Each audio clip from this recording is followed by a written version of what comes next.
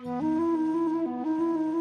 તમે જાણો છો કે આપણા પૂર્વજો પાસે બાળકના મગજને સુપર ઇન્ટેલિજન્ટ બનાવવાનું એક આખું વિજ્ઞાન હતું?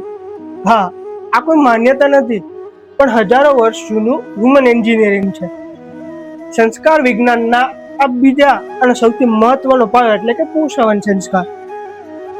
જ્યારે ગર્ભમાં નવું જીવન આકાર લેતું હોય ત્યારે તેના મગજ અને નર્વસ સિસ્ટમનો વિકાસ સૌથી ફાસ્ટ થતો હોય છે. આપણા ઋષિઓએ આ જ સમયને બાળકની બુદ્ધિ પ્રતિભા વધારવા માટે શ્રેષ્ઠ માન્યો છે. મા વડના પવિત્ર અંકુરના રસનો ઉપયોગ થતો, જે ગર્ભને કુદરતી સુરક્ષા અને અદ્ભુત શક્તિ આપે.